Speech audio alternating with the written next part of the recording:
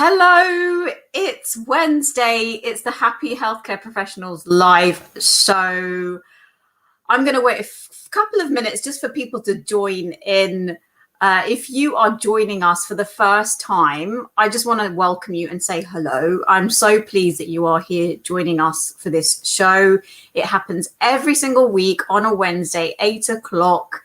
And it's all about creating happy healthcare professionals.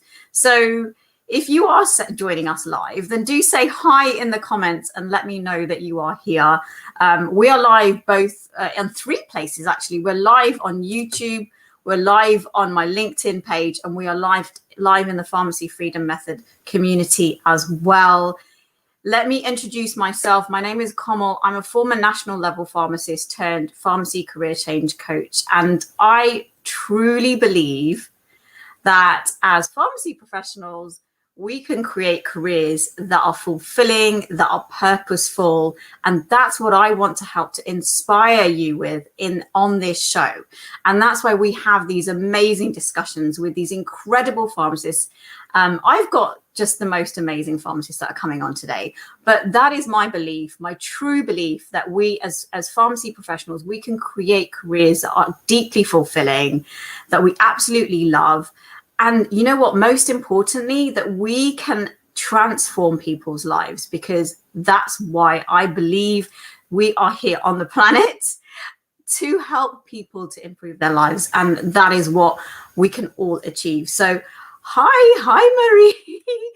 Hi, Dimitar. Hi, Yusra. Thank you so much for joining us today. Marie, if you can hear me, I'm going to send you a link so that you can join us backstage here. Hopefully you've got that link and you can join us backstage. If you've got any issues, then just let me know and I will try and get you on, because we're waiting for Marie to come and join us backstage. I'm going to send you this link now whilst I'm doing this on LinkedIn, Marie, so that you can join us. Let's do this now for you. I'm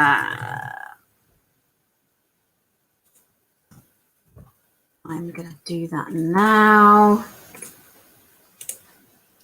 So I've just sent you the link, Marie, so that you can join us in the background. So thank you so much, guys, for joining me today. Today's discussion is about groundbreaking pharmacists in skincare. Now, I have to make a confession because, hi, Suki, I have to make a confession because my skin is really bad. Honestly, like, I have got terrible skin. So this discussion today is pretty apt, I have to say. There she is. I can see Marie there now. Hi, Marie. Right. So without further ado, I'm going to introduce you guys to these 3 amazing pharmacists, and I'm going to bring them on screen right now. So we have got Iki. Hi, Iki. Hi. Marine, Dr. Marine Vincent. Hello, Marine. Hello. And Marine. Hi, Marine. Hello. Oh, my God. I'm so pleased to have you guys today. Thank you so much for joining me on today's Happy Healthcare Professionals live show. Now, let me introduce you, for you guys watching, let me introduce each one of these amazing, incredible pharmacists. So background history. I met Marie and Marine many years ago. And I've followed their journeys, and I really admire them as pharmacists and what they have both achieved. It is pretty incredible. I'm gonna hand it over to them in a minute to introduce themselves and tell you all about themselves. But they have done some incredible things. Marine has created the very first parapharmacy chain in London, which, for you guys who don't know what a parapharmacy is, you need to know what a parapharmacy is. So I'm sure that Marine will explain what that is for us in a moment. But Marine has done incredible things. Marie has got literally a global skincare range. That is what she has. Literally a global skincare range. She is like the queen of the skin microbiome. So if you've got any questions about skin microbiome, then do drop them in the comments today. And Iki is an incredible aesthetics pharmacist. She's an advanced clinical practitioner, and she has got her own aesthetics clinic. So let me ask you guys to introduce yourselves. So starting with Iki, tell us about yourself. Sure. Hi, everyone. Thanks for having me come on. So my name's Iki. Obviously, I'm a pharmacist, and I opened a skin clinic in Brighton, which is where I'm based, in beginning of 2019. So I sort of went through my pharmacy career. I started off in hospital. I moved around a bit, so I ended up moving into community. I did some area management. The last role I did before opening the clinic, I was the pilot lead for Plymouth for the general pharmacist in general practice pilot scheme. So I, for many reasons, I guess we'll probably go into those. I sort of changed what I'm doing. I've always had a passion for skincare. It's always been the thing I love. It's been the thing that, you know, I like to go home from work and read about. And so medical aesthetics just seemed like a really good option for me. And so we're now 2 years down the road, and last year's been a bit difficult, but yeah, I'm, you know, doing something I absolutely love, which I think was kind of missing before. Pharmacy's got many things that I enjoy about it, but this is my true passion. So I'm really lucky to be able to follow it, really. Amazing. And Marine, tell us about yourself. Well, so I studied pharmacy in France, obviously. It was a long time ago. So I always wanted to be a pharmacist, if I remember. And I had the opportunity to come in London. It was 15 years ago now. So first my reaction was, oh my God, what I'm going to do in London being a pharmacist. Then, well, I did the route I had to do. That means like so first of all, I was a community pharmacist because it's what I always wanted to do.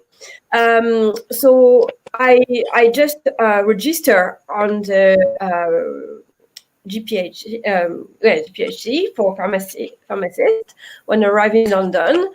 And then because, well, first my English was not as good, and there is so many differences between practicing in France or in UK. I did find a pharmacy where the owner kindly trained me. So I was a pharmacist, I was registered, but I was not feeling like 100% confident. So it gave me that opportunity to be trained. And then I had a position as a pharmacist, and then I had a position as a manager pharmacist, etc., etc. But so I did that for 10 years. I did learn a lot of things. I did an anticoagulation clinic. I did a spa in the pharmacy. I did a lot of things, but I always wanted to have my own business, to be honest. So, well, it took me 10 years. And 5 years ago, I opened Make Me Feel, which is a parapharmacy. We can explain later, I guess, what it is. And this October, I opened another pharmacy, which is called the French Pharmacy in Marylebone in London. Amazing. Being a business owner of your, you know, I always really admire women pharmacists who open their own pharmacies. I mean, you know, I don't know. There are many of us now. Yeah, but for me, it's what I always wanted to achieve, and I'm so happy to have achieved it. And the proof is like I opened the second one, a bit crazy, but because it's really what I love to do. Amazing. And Marie, tell us about yourself. So I'm quite similar to Marine. I'm French too. I came to London 14 years ago, I think. And I trained in Paris as an industrial pharmacist. So you probably did the same 4 years than Marine. And then actually after that, I branched in the industry side of things. So I learned how to be doing quality control, production, marketing, blah, blah, blah. And so I never really worked either in a community pharmacy or in pharmaceutical industry. I branched out really quickly in skincare, and I've been working probably more in sales and marketing or business development for skincare brand for 20 years.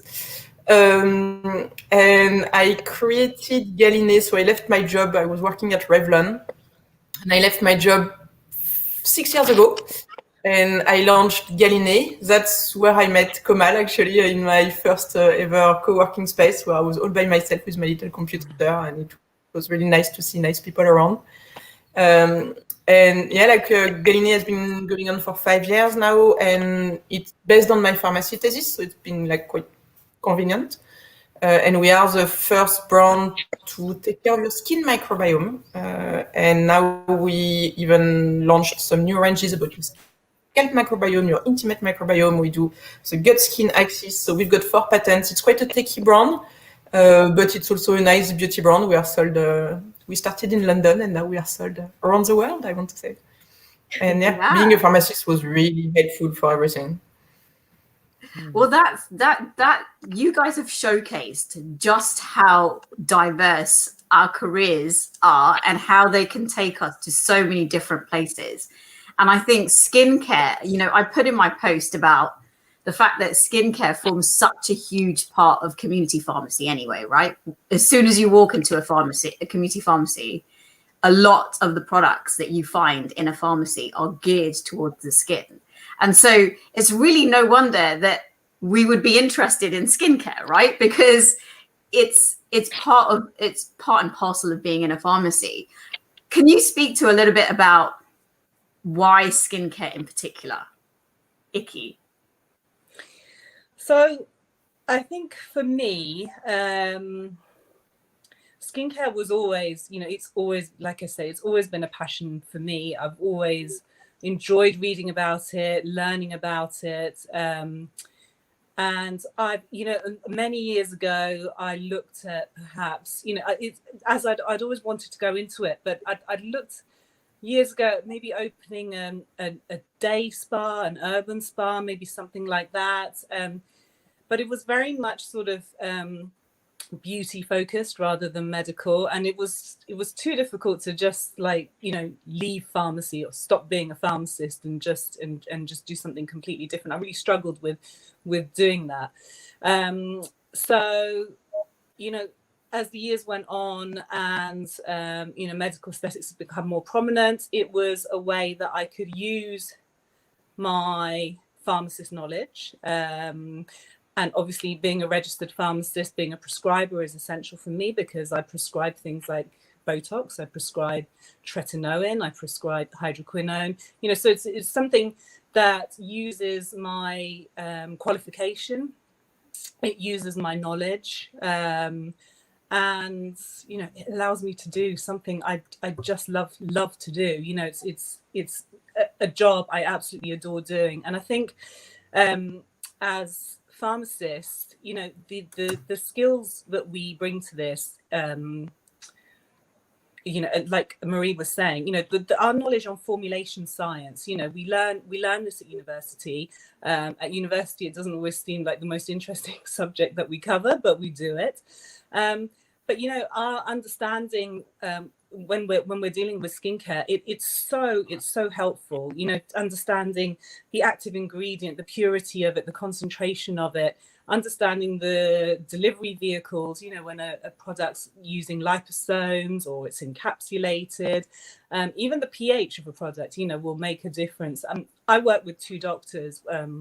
One's my husband, one's my very good friend, and both of them say, we're nowhere near as trained as you are to understand formulation of skincare, and the formulation is absolutely crucial. So, it's a really great skill that we bring to it. And not only that, we use evidence-based skincare in the clinic, so we're always being supplied with clinical studies from brands that want us to use their products, use their treatments, and you can't pull the wool over our eyes. We read those studies properly and we make sure that what they're saying is true. So many transferable skills. Yeah. Yeah. Marine, I would love to hear, and I think people watching would love to hear more about what is a parapharmacy, right? How is Yes. it different to a UK pharmacy? So I will just answer your first question you asked to Iki, like about why skin or why.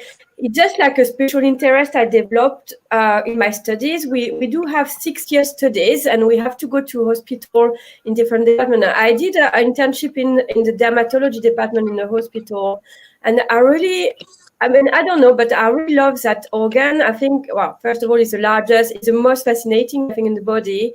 I think, of course, it's the one visible. There's a lot of, I think because I'm very visual as well, I think it's kind of like interesting to treat it because you can see and then you can find a good treatment, etc. But for me, that's why I like kind of focus on the skin and the dermatology, because it was my special interest, if I can say that. And then what is a parapharmacy? Well, in France, a parapharmacy, even in UK, mine as well, in make me feel, it's like a pharmacy, but without the prescriptions. So it's mainly about, I would say, skincare, because it can be hygiene as well, but honestly, it's 90% of the products are about skincare, well-being as well. In France, maybe you heard that French pharmacy is a huge, how can I say that, like a huge thing in France, but now even in UK or everywhere around the world, because there is a lot of brands like La Roche-Posay, Galini, which are very like dermatologically, I don't know, it's bringing something. And yes, parapharmacies, because French pharmacy is so like a huge thing. So then there is certain shops specialized in this type of product. So when I created Make Me Feel in Clapham, I didn't want it to be a pharmacy. The reason why is like, it's not a huge area. It's a very local community. And for me, I couldn't see the point to have the prescriptions and make it complicated. I wanted to have my shop, and because my special interest is skincare, I wanted to be simple and easy access, etc. So, and I thought it was interesting to call it parapharmacy because it's a word which is not known in UK. So I thought, like, it would be interesting to bring that. At the beginning, it was funny because I had so many questions. Like, everyone was like, "What is it? What is a parapharmacy?" So now I think people, they just call it French pharmacy. Let's go to the French pharmacy, and that's why actually the online store is called the French pharmacy, because at the end I was making sense. Everyone was calling Make Me Feel the French pharmacy, and that's why I opened the French pharmacy in Marylebone. But in Marylebone, it's actually a private pharmacy. So I took my skills to be a pharmacist, registered pharmacist. And so the same concept, parapharmacy, a lot of skincare. But on top of that, we can dispense any medication as a private pharmacy. So I will say now, all my shops online, Make Me Feel, plus the French pharmacy, it's really like a 360 degrees all in one, what I love actually. So it brings everything what I love. I've been to your pharmacy in Clapham, and the feel of it is so different to any other pharmacy that I've been in. It's really clean. It's like, the vibe that you get when you walk into your pharmacy, it's very welcoming. And I really like that. It's really what I want to recreate or to create. That's the beauty when it's your own business, and because I created from scratch. There was a bakery initially, so I couldn't even say like, okay, I bought a pharmacy, I transform it in something different. It was like zero. Wow. But it's great because I could create whatever I wanted, the way I wanted it, and of course, like, it's my background being a pharmacist in France, and my cultural background. I wanted to create something like that, but on top of that, I created the way I really wanted. And what I really wanted, and is different, and something you will not even find it in France, is like we have a therapy room, and I work with consultants. I wanted to have that approach as well, where like someone is coming, I mean, at least I can refer and I can propose something complete as well. So the example I always give is someone with a stiff neck. Of course, I can give an anti-inflammatory, I can give a lot of things, but for me, it's not a good advice. A good advice will be like where it comes from, how to treat it from root, and the root will be for me to recommend to an osteopath. So I just create a space where I got an osteopath I work with. So it makes sense as well, like again, as a pharmacist, to have that holistic approach, the global approach of healthcare. So of course, it's a lot of skincare because it's what I love, is well-being. But not only, I work with acupuncturists, osteopaths, nutritionists, a lot of different consultants. Actually, it's really what I wanted to achieve. Actually. That's amazing. I want to come back to that because I think that's the future model. What you've got right there is like what I believe is going to happen in pharmacy going forwards. Like every pharmacy is going to have to embrace that, right? So Marie, I mean, tell us about why skincare for you, and tell us about the galini journey, because I think I've watched it, but for everyone else, listening in, tell us. So I started out as a product manager in the pharmaceutical industry. Like I was launching antidepressant, not a really good one, to be honest. And for an antidepressant, it got me down like so much. I started to think, oh my God, like I cannot be marketing pharmaceutical products for the pharmaceutical industry. I'm never going to survive 40 years of that. So I quit and I was recruited by La Roche-Posay. Same thing as a product manager. So I went to Ireland. I worked for La Roche-Posay for a bit. And then I always had like loads of jobs in sales or marketing for skincare brands. And I really liked it. Like, I think when I was a kid, I wanted to be a witch and I always wanted to do my own potions, but I really don't have a good nose. So it was never going to be perfume. I never wear makeup, so it was not going to be makeup neither, but skincare I love, and pharmacy skincare for me, like Marine knows, but any French person, even me, like I'm a pharmacist, I've got my own brand, you give me 100 pounds and you like leave me into Marine's shop and I will spend it, no problem. And like, it's going to be the best thing of my day. So, that skincare is so cool and I always loved it. But it's funny being a pharmacist, and I always say you are a specialist in nothing, but you've got an opinion on everything. Because in 6 years of studies, we cover everything like microbiology, formulation, organic chemistry. I know how to recognize a dangerous mushroom, but I know also like how they treat water in city systems. I don't understand how the studies are made in France. It's really weird, but we know a lot about a lot of things. And so I kept working for people that were developing their own brands, and I kept thinking, I'm pretty sure I can do better than that. I just always wanted to do it, but I never really had the guts to quit my job. I never not had the salary before. But the perfect occasion came because I was diagnosed with some inflammatory disease that was a bit rare, a bit weird. And I got really interested in the gut microbiome and the regulation of inflammation linked to the gut microbiome.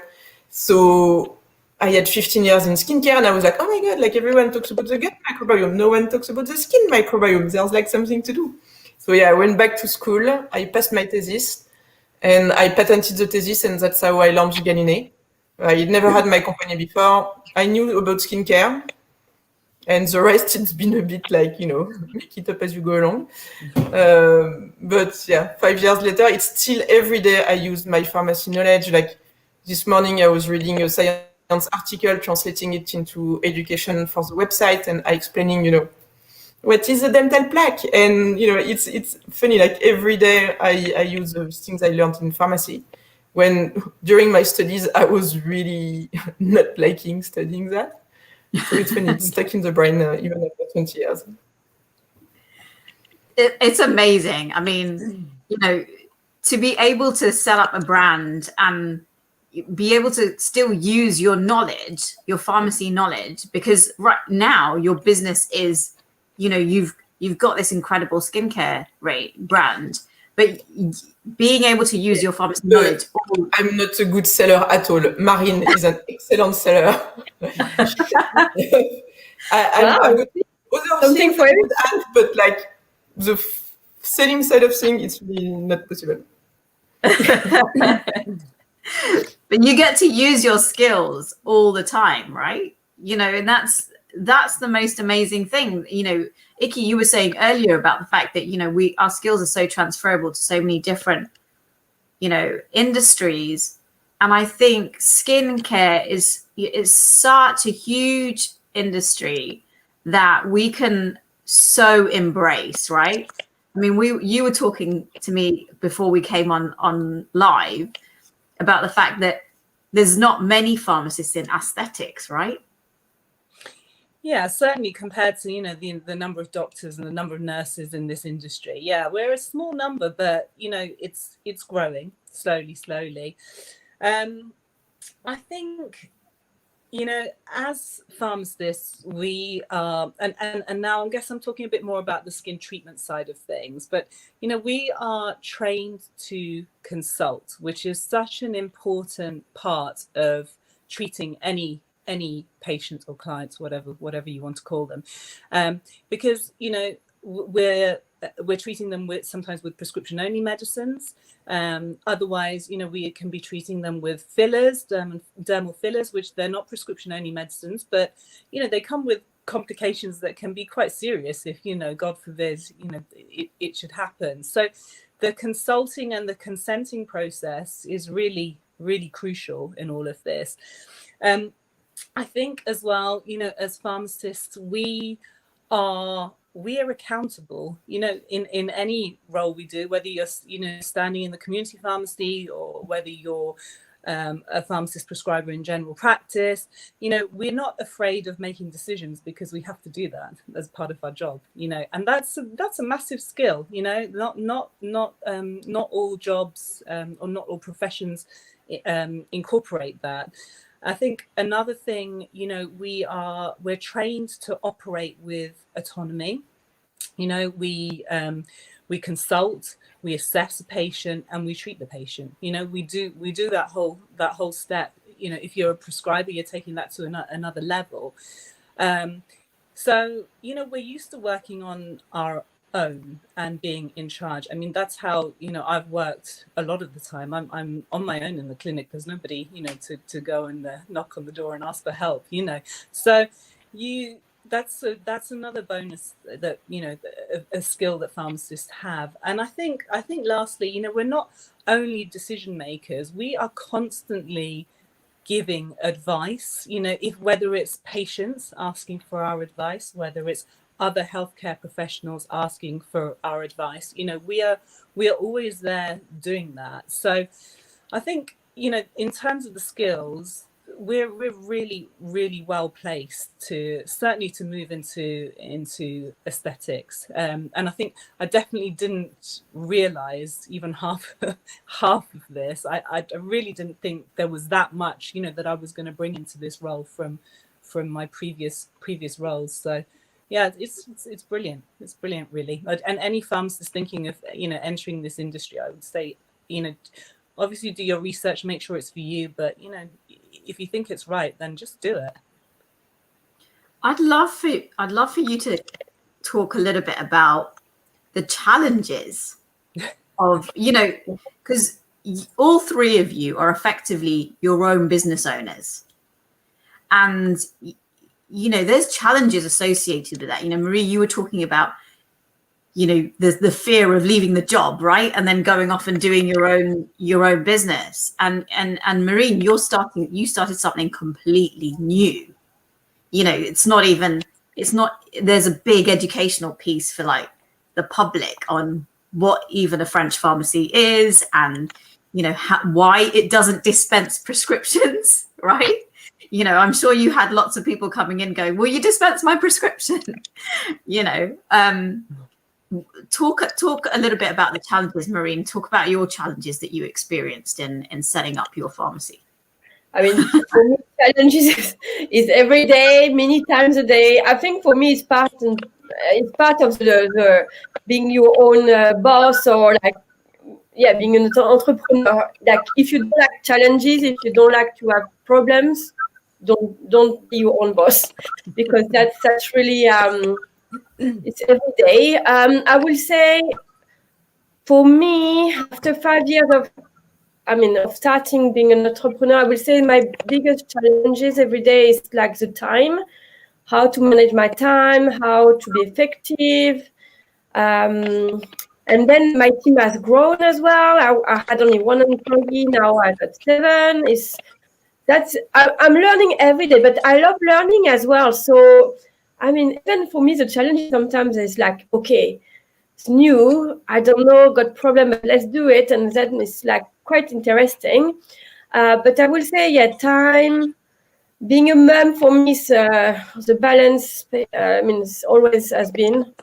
But now I try to, I think I know better now after 5 years how to balance personal life. And because when you're passionate, it's like it's always all mixed up. So but I never know how to stop, to be honest. Apart that, of course it's everyday challenges, but it's so many, like I can't even which one. But I will say, like, being alone sometimes, so it's so good to have friends in being entrepreneurs as well. I'm so glad to have Marie, which is my great friend, and it's so good because we can talk and we understand each other, because sometimes some people, when they don't have their own business, or like they are bored very easily with all our patient and problems, which are very specific. So it's so good to have people around. So that, but I will say the same as Iki. I think being a pharmacist, is making you, having you a good base. So for me, the studies are quite, in France they are, in UK as well, but it's very intense. So it's 6 years. You have a concours. I don't know how you say that in English. We were 700 people, and at the end it was 160 for the first year. So it's it's a challenge again in the first years, and 5 years. You do a lot. You do a thesis, etc. So, but what it brings you on top of the knowledge is a way of working, which is professional. I say the same as Iki. You know how to work by yourself, to take decisions, and that's such a good base for doing anything else. You can be everything in a clinic. You can be so many things, because the base is great already. You have an ethic, you have a professionalist. You've learned a lot already from that. And I think that's the reason why those studies are very good. I think it's a very good base again. And then you can choose whatever you want to go through, or to specialize, but at least you have this very good base. I'm so glad that both of you have raised that we are actually really good at making decisions, because I speak to a lot of pharmacists, and one of the things that I find is that they forget that they actually are. You can make decisions, and you can do that really effectively. And sometimes we can become quite kind of, we can just become quite autonomous in the way in which, we work. But we forget that we actually can make really, really good decisions ourselves. And when it comes to changing what we're doing, because maybe you feel unfulfilled in what you're doing and you want to do something else, we actually forget that we've got so many skills that can see us through that change, and we don't realize just how much they are. And you have to kind of take that leap to discover what they are, right? Yeah. Would you say that, Marie? Yeah, no, totally, and it's interesting. Like I think that's what I like the most about having my own brand, is that I never thought I would go that high. I thought it was going to be like a super niche brand, and I was going to stay by myself forever, and it didn't happen like that. And it's funny because you keep finding that actually you can keep on going higher and higher, but it's decisions, like that's what Marina was saying, like it's 50 times a day you've got challenges and you're like, I've got no idea what to do, and I'm going to think about it and I'm going to find a solution. But it's true that, like now I have to talk to VCs, so finance people, I've got to meet journalists, and sometimes I want to say, like, guys, please don't forget that I was trained to sell aspirin. Like, this is not what I was raised to do. Like, I'm out of my zone of comfort here. But people don't see it. Like, I think also pharmacists, we can take the expert voice when we want something to sound really true. And that's a very strong point when you're having your own company. So, I mean, for sure, there's we've got a level of, I talk about this previously where, it's like that trust in us is there before we actually trust ourselves. Yeah. Right. We come out of university and you walk in, you're working in a pharmacy, or you work wherever you're working, whether that's industry or pharmacy, or whether, community pharmacy or hospital. Patients come to you already trusting you. And you're in that place where you're like, okay, well, they're trusting me. I've got to trust myself now. Right? Yeah, absolutely. Yeah.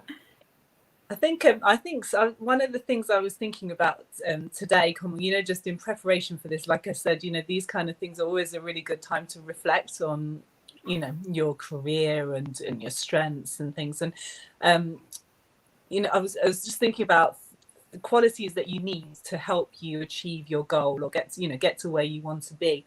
And, self-belief is a really, really important one. Because I think I think a lot of pharmacists struggle with that, believing that you're competent, believing you're capable. I think that's a massive thing, actually. I think that's a really, really important point. I agree. Yeah, I must say that it's not necessarily something you have when you just finish your studies. I was very not sure of myself. I mean, when I came in London, I was 25. My English, well, it's still very broken, but it was even worse, imagine. And I was like, oh my God, what I'm gonna do? I mean, I love what I'm doing. I mean, I did the studies of pharmacy. Now I'm a pharmacist. I don't want to leave that up.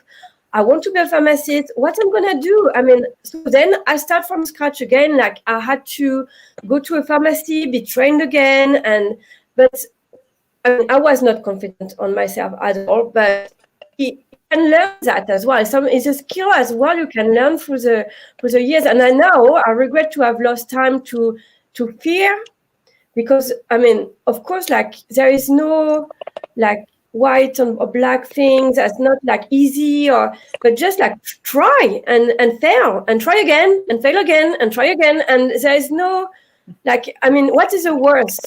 Not doing anything for me is the worst. If I just give up and do nothing, for me that will have been a massive fail. I prefer to try, fail, and then learn rather than not doing anything. So just be gentle on yourself. Yes, it's not easy. Yes, you will fail, but what? Do nothing? Is it the solution? No. I mean, not for me. So I just try and see, and maybe you will be surprised, and trust your gut feelings as well. I think, I don't know, I really now trust even more my gut feeling. If I feel it's, oh my God, no, I feel it's not right, okay, I leave it. But then if I feel, okay, I want to try, so go and try, and then just try. Yeah. And also, I have to say that my insecurities make me work very hard. So I totally use that, the fact that I don't really have confidence, because I'm always feeling like a fish out of water. You don't have a lot of pharmacists that do what we do. And every time I'm like, oh no, my God, I'm not good enough for this room, you know, like I don't belong here. So I work a lot, and usually it works okay. Yeah, I can so relate to that, Marie. It's like I think when I first met Marie, I was so unconfident. I remember Marie said to me, "You should do a launch," because this is when I started my turmeric capsules. She's like, "You should do a launch," and I was like, "Okay." And so I signed up to doing a launch, and then I didn't do it because I was so scared to do it. Like that was the truth. Like I was scared, you know. And I think and do it anyway. It's like my motto in life. Exactly. And I have to say that I totally agree with what you said, Marine, about, you know, it's learnt.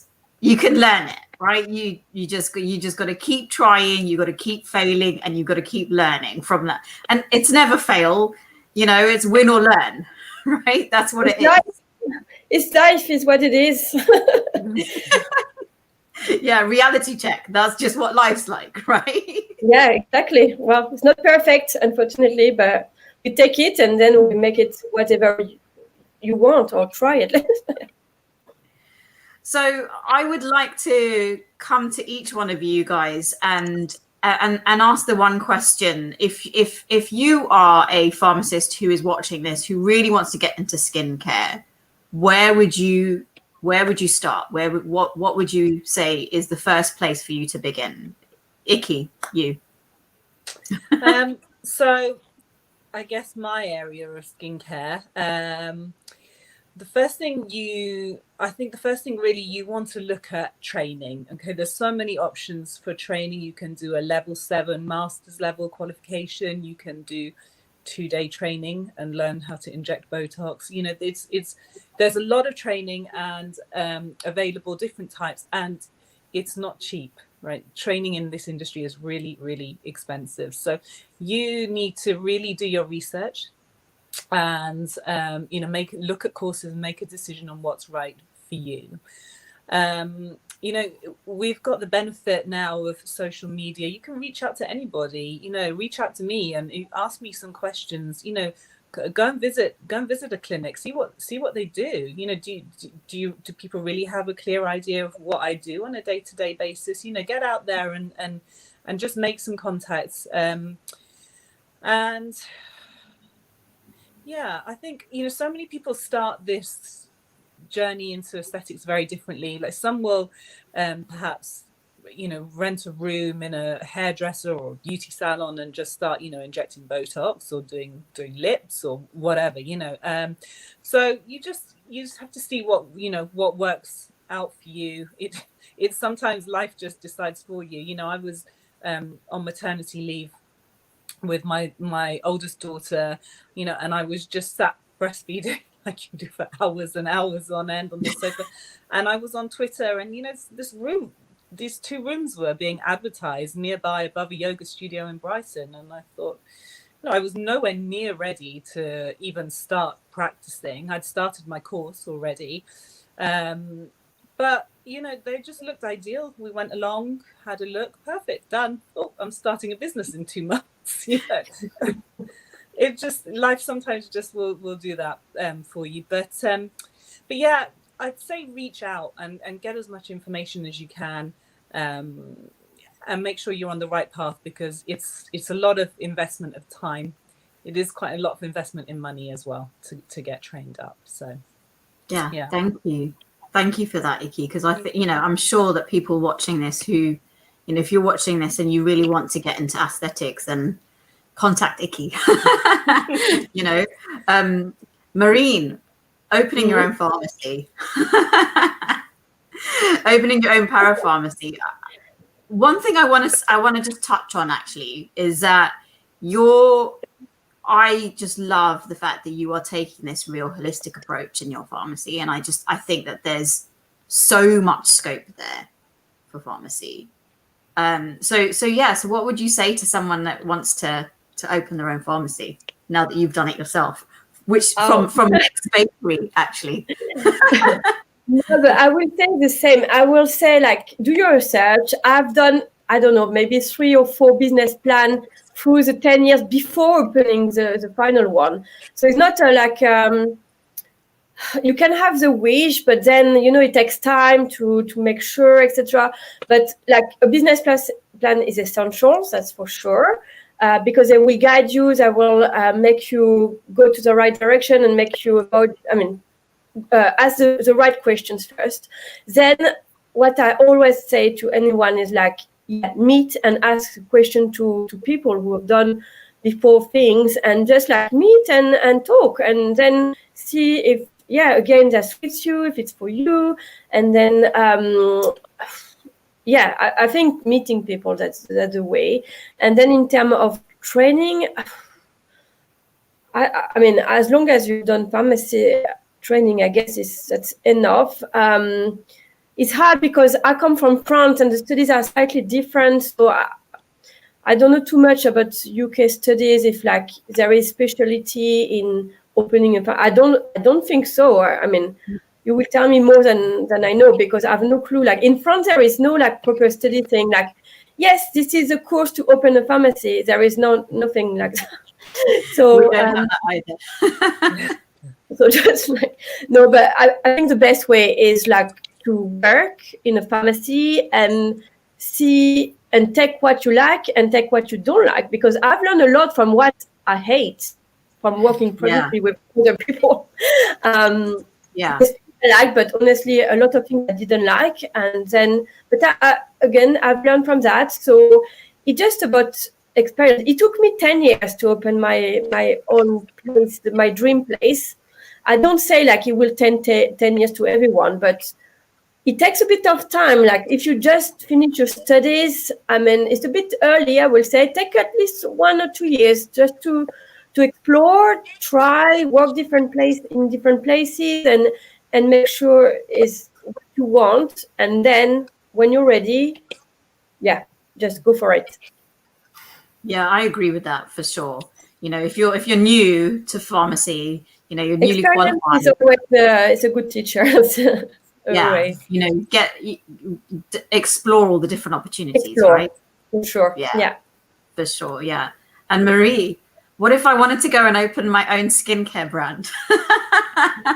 Get as much money as you can. That's like the thing. I still don't I still don't earn any money after 5 years. So no, I did an entrepreneurship degree. So I did a master degree in entrepreneurship that really helped to.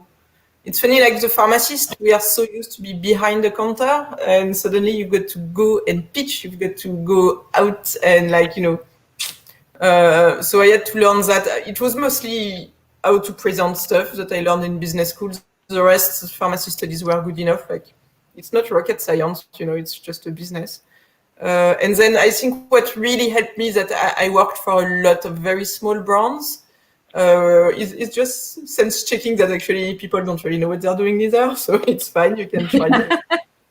And in skincare nowadays, it's so easy to launch a brand. Like if you've got a good brief, if you've got a good idea, you've got loads of third-party manufacturers that will help you make your dream a reality, as long as you've got money. So try to, I don't know. As a pharmacist, it's so easy. Like I was a trainer quite often for companies, because you've got the technical knowledge and you can actually word it nicely. So you can be a trainer tomorrow if you're a pharmacist in any skincare company, and they will unroll the red carpet because you'll be so much better than any other trainer. So it's quite easy to get cool job. Like pharmacists, for me, being a pharmacist opens so many doors for working in the industry. They just like it a lot. It's really well recognized. Like it comes with a lot of credentials. I loved it. That's such great advice, actually. To become a trainer for a skincare brand, because you can get such incredible exposure, right? And knowledge. That's great. That's a great tip. I just want to thank you guys so much for coming on here today and taking the time out of your evening to come and talk to me. I really appreciate it. And we've had some really lovely comments as well. Suki saying, you're all very amazing. Bless you. Thank you so much, Suki. That's really sweet of you. Thank you so much for joining us. And I really appreciate your time. And I can't wait to continue to see where your journeys take you, because that is just going to be so incredible. So thank you so much, guys. Thank you, Koma. You're so welcome. It was a pleasure. Bye. Thank you. Bye-bye. Bye. Oh. Thank you guys so much for watching tonight's live show. I hope you've enjoyed it. I hope that you got so much out of it. I mean, these guys are amazing. You know, they have done such incredible things with their careers, and, you know, you can't help but be inspired by it. I would love your feedback. I'd love to know what you think of the show.